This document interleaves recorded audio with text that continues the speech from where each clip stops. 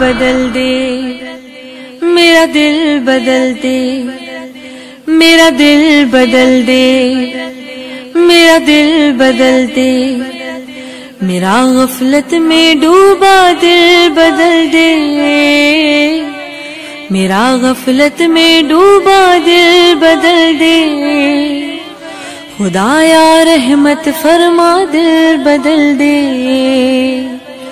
खुदाया रहमत फरमा दिल बदल दे, मेरा दिल बदल दे, मेरा दिल बदल दे, बदल दे दिल की दुनिया दिल बदल दे,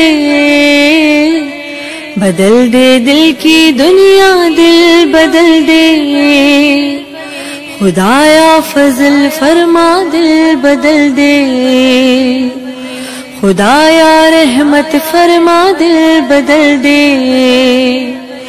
मेरा दिल बदल दे, मेरा दिल बदल दे, सुनूं मैं नाम तेरा धड़कनों में, सुनूं मैं नाम तेरा धड़कनों में, मजा आ जाए मौला दिल बदल दे,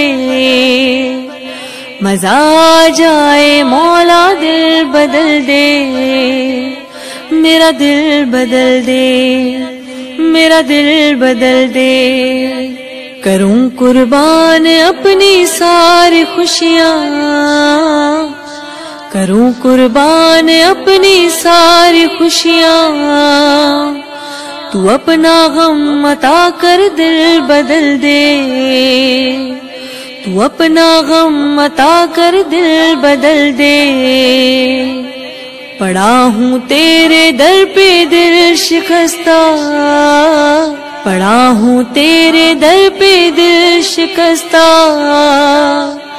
रहूं क्यों दिल शिकस्ता दिल बदल दे, रहूं क्यों दिल शिकस्ता दिल बदल दे, मेरा दिल बदल दे, मेरा दिल बदल दे, मेरा दिल बदल दे, मेरा दिल बदल दे, गुनाहगारी में कब तक उम्र काटूं, गुनाहगारी में कब तक उम्र काटूं, बदल दे मेरा रास्ता दिल बदल दे, बदल दे मेरा रास्ता दिल बदल दे, खुदाया रहमत फरमा दिल बदल दे, मेरा गफलत में डूबा दिल बदल दे, मेरा दिल बदल दे, मेरा दिल बदल दे, मेरा दिल बदल दे, मेरा दिल, मेरा दिल बदल दे, मेरा गफलत में डूबा दिल बदल दे, मेरा गफलत में डूबा दिल बदल दे, खुदाया रहमत फरमा दिल बदल दे,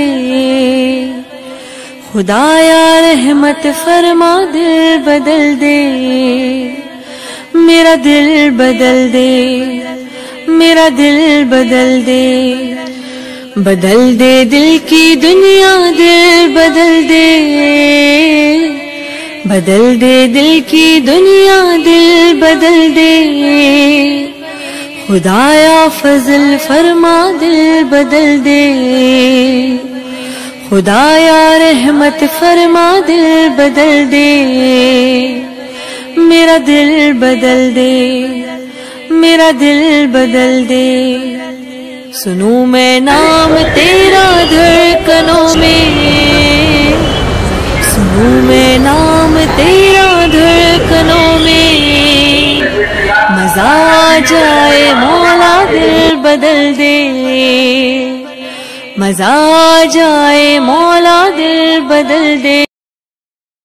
వేదిక మీద ఉన్నటువంటి పెద్దలు ఖాజీ అల్తాఫ్ హుసేన్ సాబ్ గారికి, అలాగే జనాబ్ ఖతీబ్ సాబ్ హుస్సేని గారికి, అలాగే వేదిక మీద ఉన్నటువంటి మిత్రులు పెద్దలు తెలుగుదేశం పార్టీ సీనియర్ నాయకులు భాస్కర్ రెడ్డి గారికి, అలాగే ఫక్రుద్దీన్ గారికి, మా ప్రియతమ మిత్రుడు సోదర సమానుడు రామచంద్రప్ప గారికి, షఫీర్ సాబ్ గారికి, గౌహర్ మొహిద్దీన్ గారికి, అజీజ్ గారికి, అందరికీ కూడా పేరు పేరు నా నమస్కారాలు తెలియజేస్తా ఉన్నాను. హజరత్ సయ్యద్ మీర్ మొహమ్మద్ షా దర్గా అండ్ మస్జిద్ కమిటీ ఈరోజు కంప్యూటర్ ఎడ్యుకేషన్ చేస్తాం. నాకు చాలా ఆనందంగా, మసీదులోనో దర్గాలోనో ప్రార్థనలు చేస్తా, ఇట్లాంటి మంచి కార్యక్రమాలు కూడా చేస్తారంటే నాకు ఎంత ఆనందంగా ఉంటుందో చెప్పండి. మామూలుగా రండి నమాజ్ చేసుకోండి, రండి పూజ చేసుకోండి, మీరు వెళ్ళిపోండి, ప్రసాదం ఏదైనా ఇస్తా తీసుకెళ్ళిపోండి అన్నది వేరే. అలా కాదు, మతం అన్నది కానీ, ఒక గుడి కానీ, మసీదు కానీ, ఒక చర్చి కానీ పిల్లలకు ఉపయోగపడేటువంటి విద్యను అందిస్తాను, పిల్లలకు ఉపయోగపడేటువంటి కంప్యూటర్లు నేర్పిస్తాము, పిల్లలకు ఉపయోగపడేటువంటి వాళ్ళ జీవితంలో పనికొచ్చేటువంటి ఏదైనా పని చేస్తామంటే ఎంత మంచి కార్యక్రమమో ఒకసారి మనం ఆలోచన చేయాలి. అందువల్ల ఈ కమిటీని నేను ప్రత్యేకంగా అభినందిస్తాను. మిమ్మల్ని అడుగుతా ఉన్నా, పిల్లలందరూ కూడా అదే మీ పక్కకు రావాలి, మీరు పిల్లలకి అడ్డం పడతా ఉన్నారు కెమెరాలన్నీ వేసుకుని. ప్రోగ్రామ్ చేశారు పిల్లలు, మీరు కంప్యూటర్లో ఎన్ని రోజుల ప్రోగ్రామ్ చేశారు? 3 months. రోజుకు ఎంతసేపు కూర్చున్నారు? రోజుకు ½ an hour కూర్చున్నారు. ఏం నేర్చుకున్నారు? MS ఆఫీస్ మొత్తం వచ్చిందా?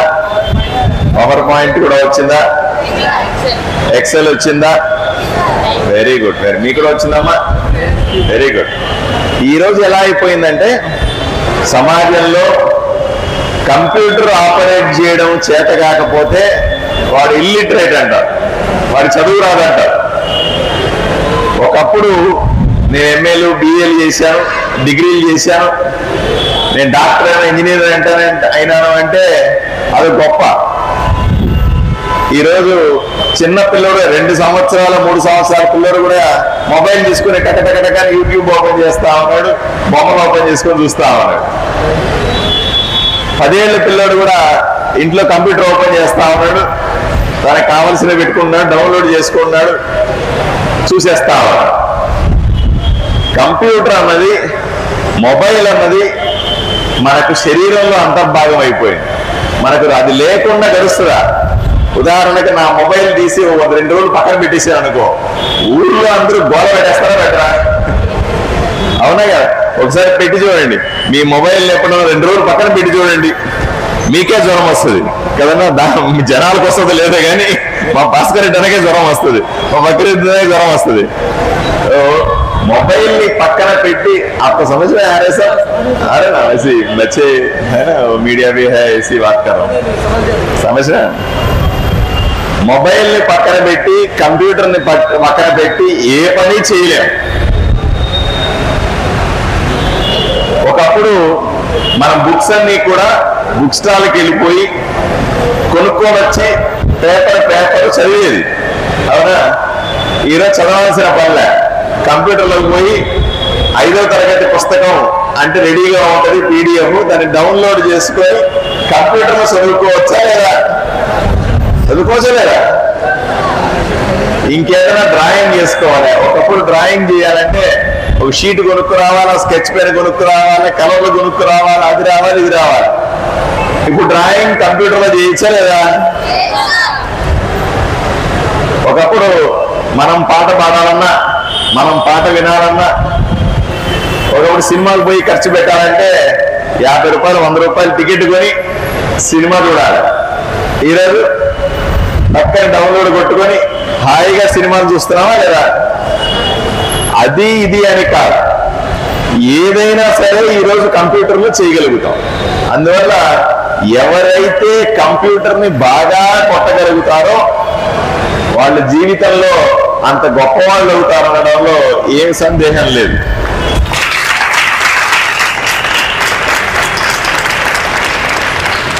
నేను చాలా మంది చెప్తాను, కంప్యూటర్ బ్యాడ్ కాదు, మొబైల్ కూడా బ్యాడ్ కాదు, కానీ నువ్వు కంప్యూటర్లో ఏం చూస్తున్నావు, నీ మొబైల్లో ఏం చూస్తున్నావు అన్నది బ్యాడ్.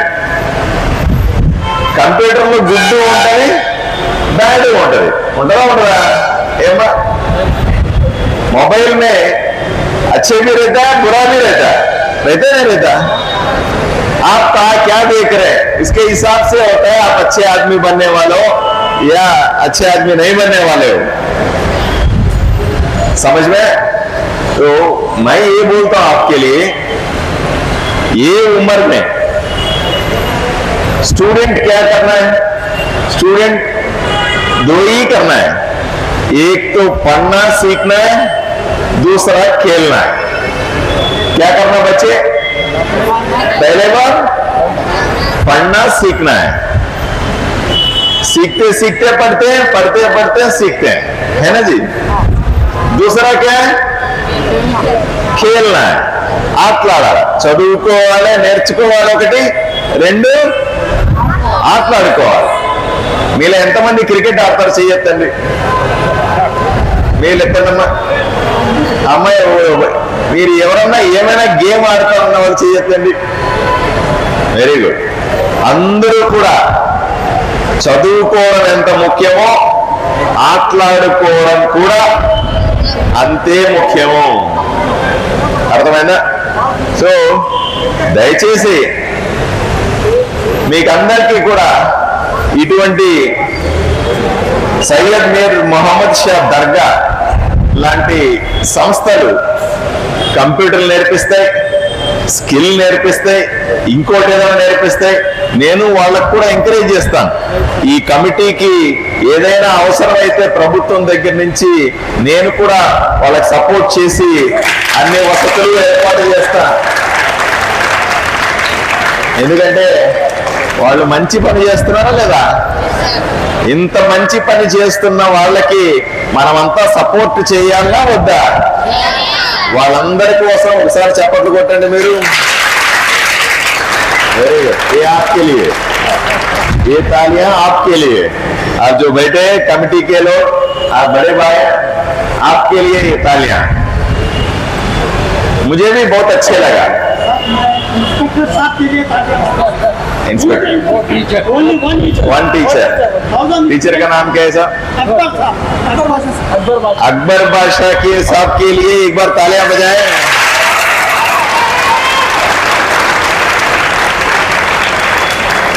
क्योंकि ऐसे टीचरा आधुनिक का सर उठा के जीने के जैसे देख रहे हैं.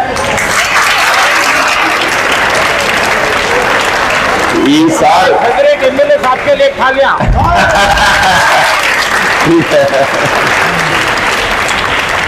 ఎందుకంటే ఇట్లాంటి టీచర్లు ఆదోనికి గర్వకారణం.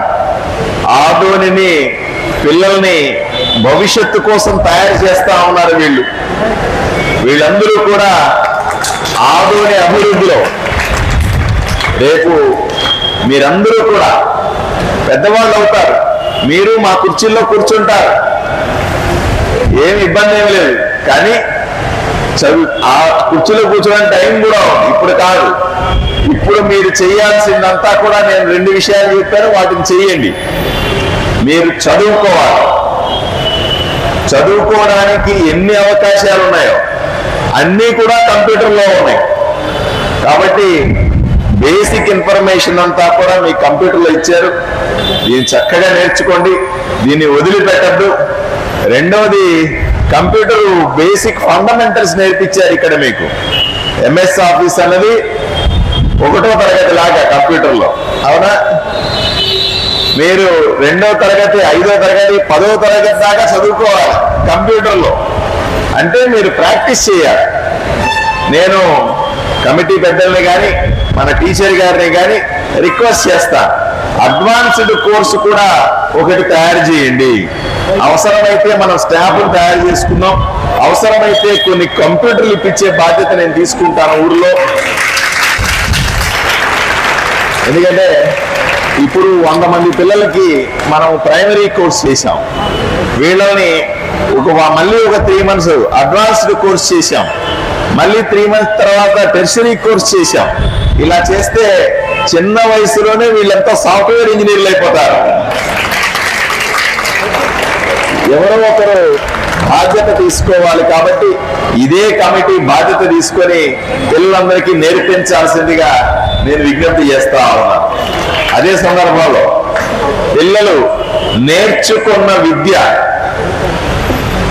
మీ కంప్యూటర్ నేర్పించింది సినిమాలు చూస్తారని కాదు, కంప్యూటర్లు నేర్పించింది తప్పుడు వీడియోలు చూస్తారని కాదు, మీ కంప్యూటర్ నేర్పించింది ఎంతసేపు అయినా ఫేస్బుక్ లో, యూట్యూబ్ లో, ఇన్స్టాగ్రామ్ లో, ఓయో యాప్ లో, ఆ యాప్ లో ఉంటారని కాదు. మీ కంప్యూటర్ నేర్పించింది కంప్యూటర్లో ఉన్నటువంటి మంచి విషయాలని, కంప్యూటర్లో ఉన్నటువంటి పెద్ద పెద్ద విషయాల్ని నేర్చుకుంటారు, సులభంగా నేర్చుకుంటారని కంప్యూటర్ నేర్పించారు. కాబట్టి తప్పనిసరిగా ఇవన్నీ కూడా మీరు ప్రాక్టీస్ చేయండి. బాగా అడ్వాన్స్డ్ కోర్స్ అయిన తర్వాత కంప్యూటర్ ద్వారా చేసేటువంటి ఉద్యోగాలు చేయొచ్చు. మీరు చదువుకునేటప్పుడు, ఇప్పుడు మీరు ఇంజనీరింగ్కి వెళ్ళారు, ఇంకోటికి వెళ్ళే ల్యాప్టాప్ కంపల్సరీ అయింది. ఎవరు కూడా నోట్బుక్లు రాస్తలేరు, అందరూ ల్యాప్టాప్లో టైప్ కొడుతున్నారు, మొబైల్లో నోట్స్ రాసుకుంటా ఉన్నారు, ఇంకేదైనా ఉంటే రికార్డు చేసుకుంటా ఉన్నారు.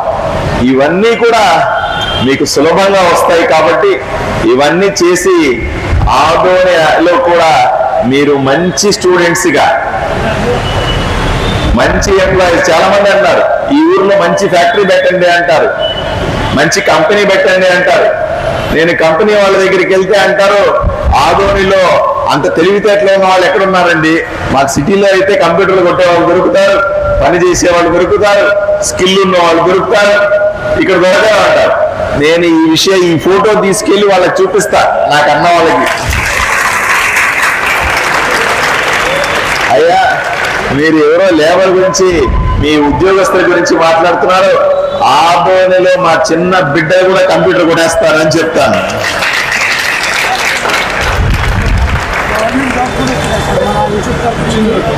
మన టీచర్ గారు చెప్తా ఉన్నారు, ఇక్కడ కంప్యూటర్ నేర్చుకున్న పిల్లలు ఎంతో మంది ప్రభుత్వంలో ఉద్యోగాలు చేస్తా ఉన్నారు అని చెప్తా ఉన్నారు. కాబట్టి మీ అందరికి కూడా వీళ్ళెవరన్నా చూడండి, ఎంత గొప్ప విషయం చూడండి, ఎవరన్నా నేర్పిస్తారు, డబ్బులు ఇస్తే నేర్పిస్తారు. మీ టీచర్ ₹1 తీసుకొని నేర్పించాడా మీకేమన్నా? లేదు కదా. ఫ్రీగా ఉచితంగా పిలిచి కంప్యూటర్ నేర్పించినారంటే ఎంత గొప్ప విషయం. మీరందరూ కూడా దీన్ని కొనసాగించండి, అలాగే నేర్చుకోండి. కంప్యూటర్ వాడకండి. మీది ఇంకోటి సమస్య ఏమవుతుంది, కంప్యూటర్లు వాడాలంటే మళ్ళీ మా ఇంట్లో కంప్యూటర్ లేదు కదా సార్ అనే ఆలోచన కూడా వస్తుంది, అవునా? మీరు కంప్యూటర్లో చదువుకోవాలని మన ముఖ్యమంత్రి చంద్రబాబు నాయుడు గారు, ఉప ముఖ్యమంత్రి పవన్ కళ్యాణ్ గారు, ఇప్పుడున్న లైబ్రరీలు ఉన్నాయి కదా, ఒకప్పుడు లైబ్రరీ అంటే పుస్తకాలు మాత్రమే ఉండేవి, ఇప్పుడు కొత్తగా వచ్చేవి డిజిటల్ లైబ్రరీలు వస్తా ఉన్నాయి. అక్కడ కంప్యూటర్లు ఉంటే మాత్రమే ఉంటాయి, పుస్తకాలు ఉండవు. ఎవరు ఏ బుక్ చదువుకోవాలంటే కంప్యూటర్ ఓపెన్ చేసి కంప్యూటర్లో ఆ బుక్ చదువుకోవచ్చు. అంతెందుకు ప్రభుత్వం లాస్ట్ టైము పిల్లలకందరికీ కూడా 9వ తరగతి పిల్లలకు 10వ తరగతి పిల్లలకు ట్యాబ్లు ఇచ్చిందా లేదా? ట్యాబ్ ఇచ్చిందా లేదా మీ అందరికి? ఎంతమందికి వచ్చినాయో తెలియదు. చేయొద్దని ఎంతమందికి ట్యాబ్లు వచ్చినాయి? ట్యాబ్ ఇచ్చారు కదా. స్కూల్లో ట్యాబ్ ఇచ్చిందా మీకు? ఇచ్చినారా? మనము ఆ ట్యాబ్లన్నీ కూడా ఫోటోలు తీసుకోవడానికి అలవాటు చేసుకున్నాం. ఆ ట్యాబ్లో చదువుకోవడానికి ఇచ్చారు మీకు. డిజిటల్ క్లాసుల కోసం ఇచ్చారు ఆ ట్యాబ్లన్నీ కూడా. కాబట్టి మళ్ళీ ఈ ప్రభుత్వంలో అట్లాంటి పథకం వస్తుంది. వచ్చే సంవత్సరము పిల్లలకందరికీ కూడా ట్యాబ్లో కంప్యూటర్లో ఇవ్వమంటే మీ అందరికీ కూడా ప్రభుత్వం ట్యాబ్లో కంప్యూటర్లో కొనివ్వడానికి పూర్తిగా నేను కూడా సపోర్ట్ చేసి మీకు అందరికీ కొనిస్తాం. పెద్ద ఇబ్బంది లేదు. మీరు ఇంట్లో చేసుకోవడానికి పని కూడా ఉపయోగంగా ఉంటుంది. నేను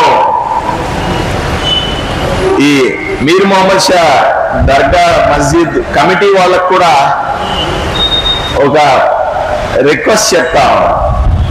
చిన్నపిల్లల కోసం ఎలా అయితే మీరు చేస్తా ఉన్నారో దయచేసి మహిళలకు కూడా, చదువు లేని మహిళలు, చదువుకున్న మహిళలకు కూడా దయచేసి కంప్యూటర్ విద్యను పెడదాము. ఏమండి?